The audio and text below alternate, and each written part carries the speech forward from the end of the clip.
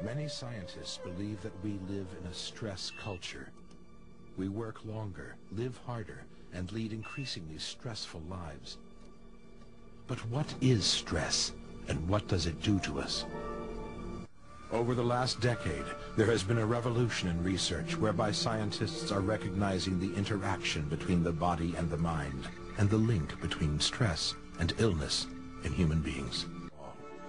What goes on in our minds produces huge physiological changes in our bodies.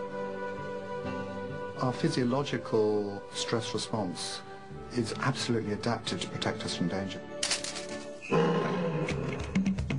It's adapted from Tom's ancestors when they needed to escape from animals, such as that lion. And we call it the fight or the flight response. It's the response the body needs to protect itself from danger or to fight its way out of a particular problem.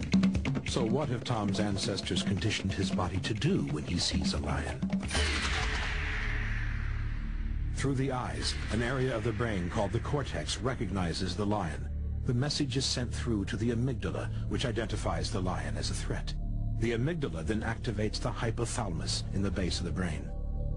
The hypothalamus is the critical part of the brain, which then organizes the response to the stress. It sends messages right down through the spinal cord, which then get to the middle of the adrenal gland, the adrenal medulla, and it releases a hormone called adrenaline. And adrenaline is a very important hormone in the stress response. It increases the amount of sugar in the blood, it increases the heart rate, and really increases the amount of energy available to your muscles.